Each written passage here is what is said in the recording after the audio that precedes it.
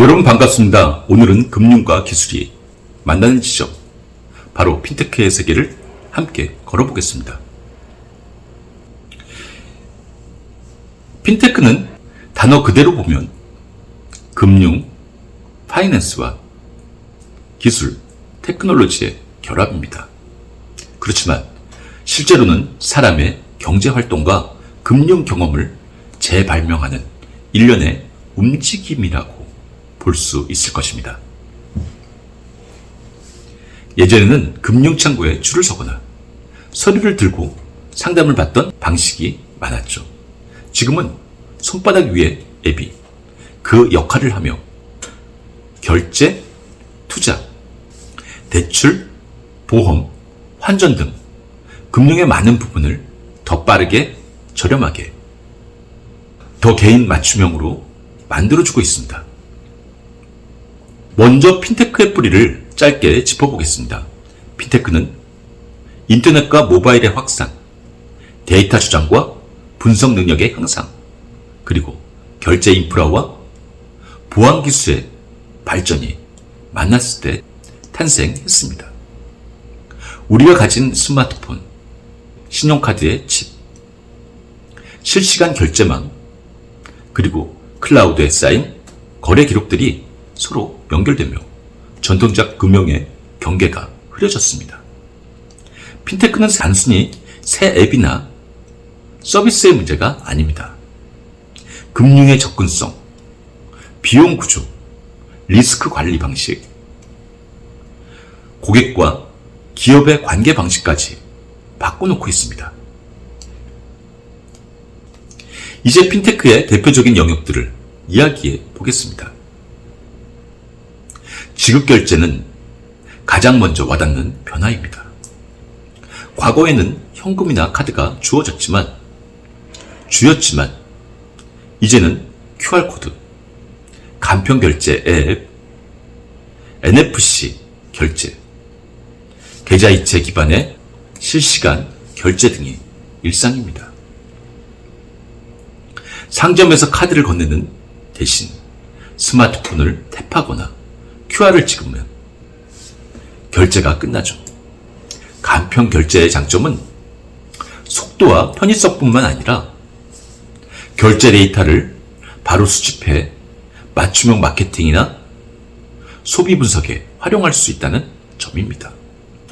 동시에 보안과 사기 방지 기술이 중요해졌습니다. 생체 인증, 토큰화, 이상거래 탐지 시스템은 소비자의 안전을 지키는 핵심 기술로 자리 잡았습니다. 지급결제 분야의 흥미로운 장면 하나를 그려보겠습니다. 아침에 동네 카페에 들어가서 스마트워치로 음료를 결제합니다. 결제와 동시에 포인트가 적립되고 가맹점은 그 데이터로 인기 메뉴를 파악해 재고를 조정합니다. 결제사와 가맹점, 고객이 데이터로 연결되어 작은 경제 효율이 즉시 높아지는 장면입니다. 이런 연결은 특히 소상공인에게는 큰 가치로 제공됩니다. 매출 패턴을 바로 보고 피크 시간을 관리하고 프로모션을 실시간으로 운영할 수 있기 때문이죠. 다음은 자산관리 분야입니다. 과거에는 자산관리 상담을 받으려면 약속을 잡아 은행이나 증권사를 방문했지만 오늘날에는 로보 어드바이저가 개인의 투자 상황을 묻고 자동으로 포트폴리오를 구성해 줍니다. 소액으로도 분산 투자가 가능해졌고 수수료는 크게 낮아졌습니다. 자산관리 서비스는 더 개인화되어 가고 있습니다. 예컨대 사용자의 소비 패턴과 위험 상황을 결정해서 단기적인 현금 유동성 제한부터 장기적 은퇴 설계까지 자동으로 권고해주는 시기입니다.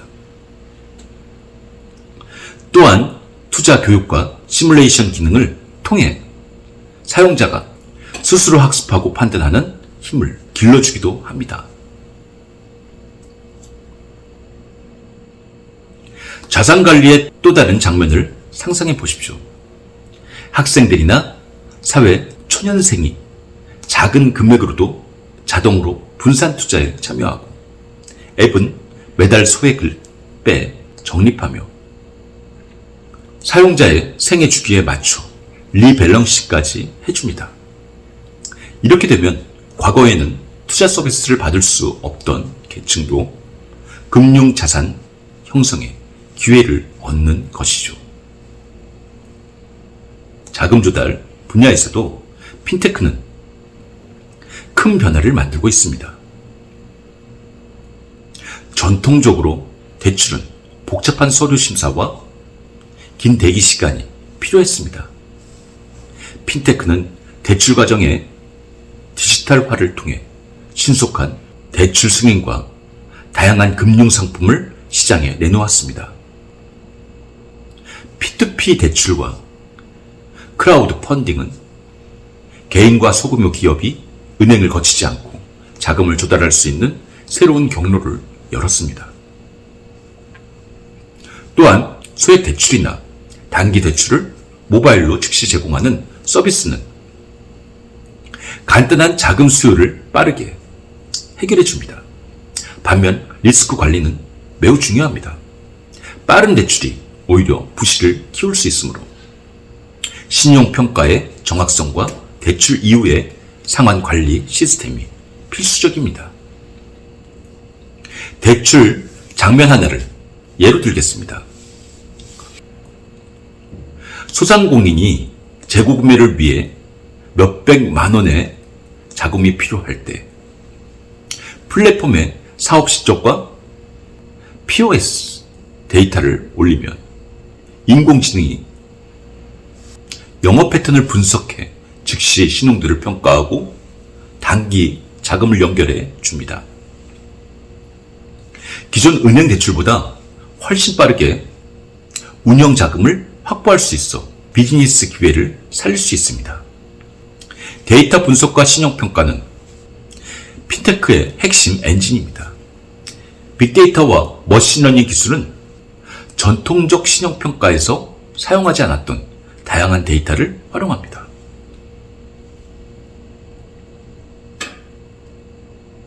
소득 증빙 자료나 기존의 신용 기록뿐 아니라 모바일 사용 패턴, 결제 이력, 온라인 활동 등 비금융 데이터를 신용 점수 산정에 반영하는 경우가 늘고 있습니다. 이런 방식은 금융 서비스를 전통적 신용 기록이 부족한 사람들에게까지 확장할 수 있게 해줍니다. 그러나 데이터의 품질과 편향 문제는 주의해야 합니다. 특정 데이터가 특정 집단에 불리하게 작동할 수 있어서 공정성과 투명성을 확보하는 설계가 무엇보다 중요합니다. 데이터 분석의 현실적 장면을 생각해 보십시오. 인공지능이 고객의 거래 패턴을 보고 비정상적인 소비가 발생했을 때 즉시 알림을 보내거나 반대로 예상되는 월말 현금 흐름을 바탕으로 적정한 대출 한도를 제한하는 식입니다. 이러한 기능은 금융사와 고객 모두의 리스크를 줄이고 더 맞춤형의 서비스를 가능하게 합니다. 블록체인과 암호화폐는 핀테크의 또 다른 중요한 축입니다. 블록체인은 거래 기록의 여러 컴퓨터의 분산 저장에 위조, 변조를 어렵게 만드는 기술입니다. 데이터를 블록이라는 단위로 묶어서 체인처럼 연결해서 저장하는 기술입니다. 데이터는 중앙 서버가 아닌 여러 컴퓨터에 분산되어 저장되고 관리됩니다. 주요 원리는 분산 저장입니다. 네트워크에 참여하는 모든 컴퓨터에 특정 한 곳에만 저장되는 것이 아니라 거래 등 기록의 데이터가 똑같이 분산되어 저장되는 것입니다. 이 덕분에 중개자의 역할을 줄이고 신뢰를 코드로 대체하는 다양한 서비스가 나오고 있습니다. 암호화폐는 블록체인 기반의 디지털 자산으로 결제와 투자 수단으로 쓰이기도 하고 스마트 계약을 통해 자동으로 조건이 충족되면 계약이 실행되는 형태로 활용되기도 합니다. 블록체인이 특히 유익한 분야는 송금과 정산, 디지털 자산의 소유권 증명, 그리고 공급망 관리 같은 곳입니다. 다만 규제와 안정성, 확장성 문제는 여전히 해결 과제로 남아 있습니다. 블록체인 기반의 씬을 상상해 보겠습니다. 해외 송금을 할 때 전통적 은행 경로를 거치지 않고 블록체인 기반의 네트워크를 통해서 실시간으로 저렴하게 송금이 이루어지는 장면입니다. 수수료는 낮고 속도는 빠르지만 규제 준수와 자금 세탁, 방지 절차를 어떻게 통합할지에 대한 실무적 설계가 필요한 것입니다. 그렇다면 실무적 관점에서 핀테크의 장점과 리스크를 균형 있게 짚어보겠습니다. 장점은 분명합니다. 접근성이 높아져서 금융 소외층이 줄어들고 거래 비용이 낮아져 경제적 효율이 증가하며 개인화된 서비스가 생겨나 소비자 만족도가 올라갑니다. 또한 데이터 기반의 의사결정은 리스크 관리의 정확도를 높입니다. 반면 리스크로는 개인정보 유출과 프라이버시 침해, 알고리즘 편향으로 인한 불공정성, 빠른 성장 뒤에 규제, 공백, 그리고 사이버 공격과 같은 보안 위협이 있습니다. 따라서 기술적, 제도적 안전장치가 반드시 병행되어야 합니다. 이제 교육적인 관점에서 몇 가지 사례를 공유하며 지급결제 분야에서는 타깃 마케팅과 소상공인 매출 관리 도구, 모바일 월렛과 통합 포인트 시스템이 좋은 실습 주제가 됩니다. 자산관리 분야에서는 소액 투자, 포트폴리오 설계와 리밸런싱 시나리오를 학생들이 직접 만들어보는 실습이 유익합니다. 대출 분야에서는 P2P 대출 플랫폼의 신용평가 모델을 설계해보고 데이터 분석 수업에서는 비금융 데이터를 활용한 신용점수 산정의 윤리적 이슈를 토론해 보십시오. 블록체인과 암호화폐는 거래 원장과 스마트 계약의 기본 원리를 시연하고 규제와 정책적 고려사항을 함께 검토하는 것으로 연결하면 좋습니다. 여러분께 남기고 싶은 질문이 있습니다. 기술은 얼마나 빠르고 강력해도 결국 사람과 사회를 위해서 존재해야 합니다. 우리가 만든 금융기술은 누구를 위한 것인지, 어떤 가치를 추구해야 하는 것인지에 대해 계속 묻고 답해야 합니다. 기술의 편리함을 누리는 동시에 그로 인해 불평등과 위험을 줄이는 설계가 바로 우리 시대의 과제인 것입니다. 그렇다면 이번에는 핀테크와 인공지능이 만나면 세상을 어떻게 더 똑똑하고 친절하게 만드는지 함께 살펴보겠습니다. 먼저 짧은 상상으로 문을 열어보겠습니다. 어느 날 여러분이 카페에 앉아 있으면 결제 앱이 자동으로 오늘의 지출 패턴을 분석해서 이번 달 식비 예산을 조정해주고 남은 예산에 맞춰 대체 메뉴를 추천합니다. 결제 순간에는 이상 거래가 감지되면 바로 알림이 오고 필요하면 간단한 질문 한두 개로 거래를 즉시 차단하거나 승인할 수 있습니다. 이 자연스러운 장면 뒤에는 핀테크의 지급결제 기술과 인공지능의 분석 능력이 손을 잡은 보이지 않는 협업이 있는 것입니다. 핀테크와 인공지능의 결합이 만들어내는 첫 번째 가치는 맞춤형 금융 서비스입니다. 사용자의 거래 내역, 소비 습관, 계좌 흐름을 인공지능이 학습하면 개인별 맞춤형 예산 관리, 자동 저축, 투자 공고가 가능합니다. 로보 어드바이저는 단순히 과거 수익률을 보며 주는 수준을 넘어 개인의 생애 주기와 위험 선호를 반영한 포트폴리오를 실시간으로 조정합니다. 학생들이 적은 금액으로 꾸준히 투자 습관을 들일 수 있도록 자동이체와 리밸런싱을 연결해주는 경험은 금융 포용성을 높이는 대표적인 사례입니다. 둘째, 신용평가와 대출의 민주화입니다. 전통적 신용평가는 주로 과거의 금융거래 기록에 의존합니다. 그러나 인공지능은 비금융 데이터까지 활용해서 더 넓은 사람을 평가할 수 있게 합니다.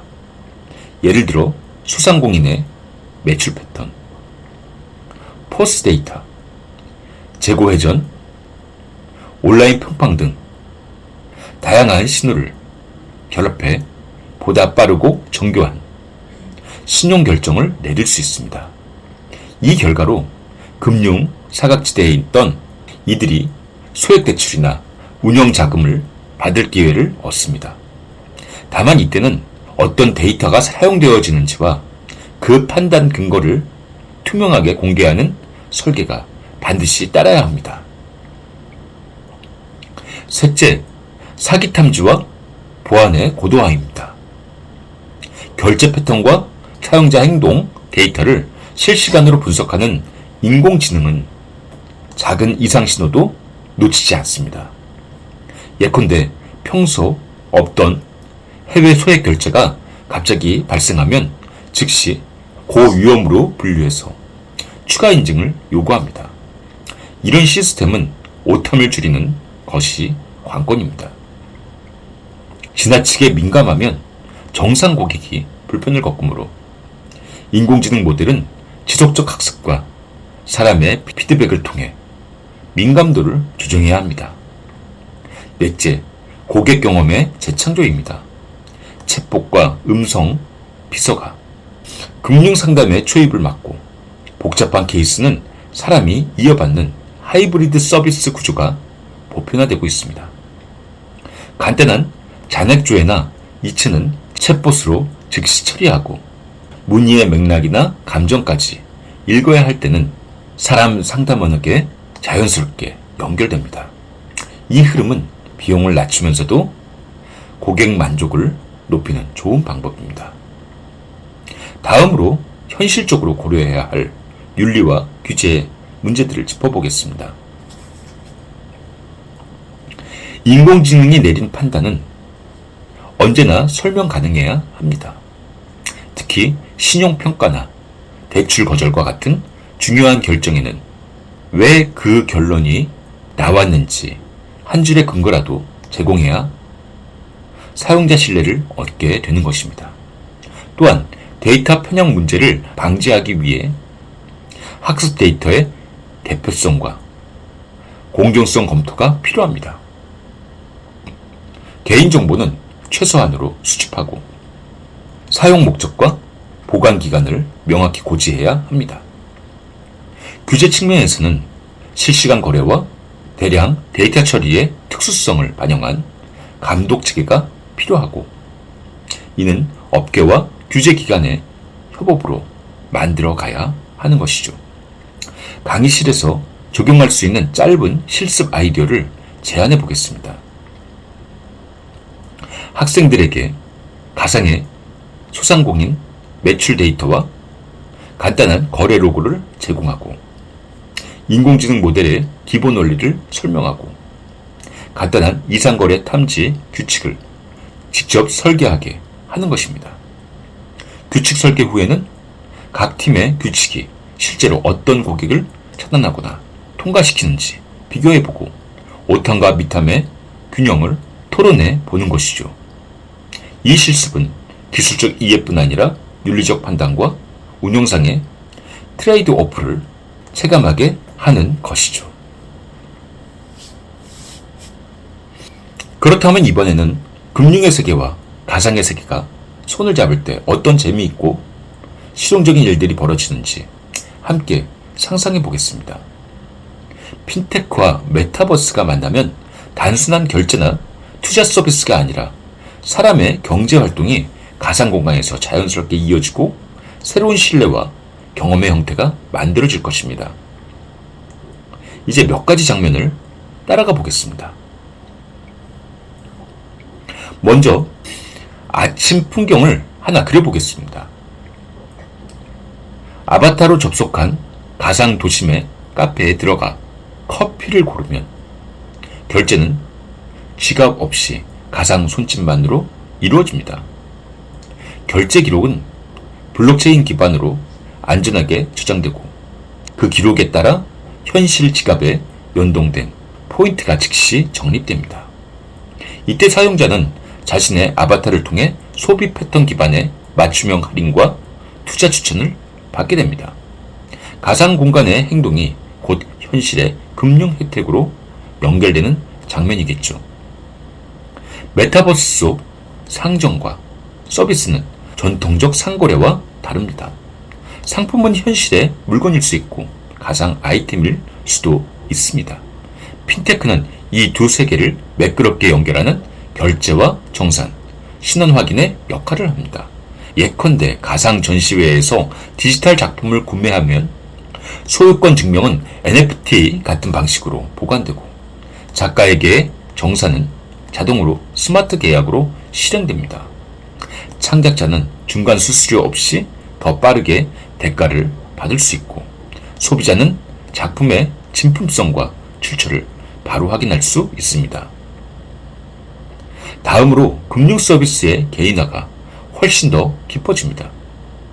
메타버스에서 사용자의 행동과 취향 데이터가 쌓이면 인공지능 기반의 금융 서비스는 더 정교한 자산 관리와 소비 제한을 할 수 있습니다. 예를 들어 가상 콘서트에서 자주 참여하는 사용자는 관련 상품과 경험 기반의 소액 투자 기회를 제한받을 수 있습니다. 이 제한은 사용자의 관심사를 반영한 맞춤형 금융 상품으로 이어져 금융 서비스가 삶의 맥락 속에 자연스럽게 녹아들게 됩니다. 대출과 신용의 새로운 풍경도 상상해 볼 수 있습니다. 가상 공간에서의 활동 기록, 거래 이력, 사회적 신뢰 지표는 전통적 신용평가에 새롭게 보탬이 됩니다. 창업자가 메타버스에서 운영하는 가상 매장과 그 매장의 매출, 고객 반응 기록이 있다면 소액 투자나 크라우드 펀딩에서 유리한 조건을 얻을 수 있습니다. 다만 이 과정에서는 어떤 데이터가 신용 판단에서 사용되는지 그리고 그 데이터의 공정성과 투명성을 어떻게 확보할 것인지에 대해 분명한 규칙이 필요합니다. 사기 방지와 보안은 융합된 환경에서 더욱 중요해집니다. 가상 아이템의 위조, 계정 탈취, 자금 세탁 같은 위협을 막기 위해서는 다층적인 인증과 실시간 이상 거래 탐지가 필수적입니다.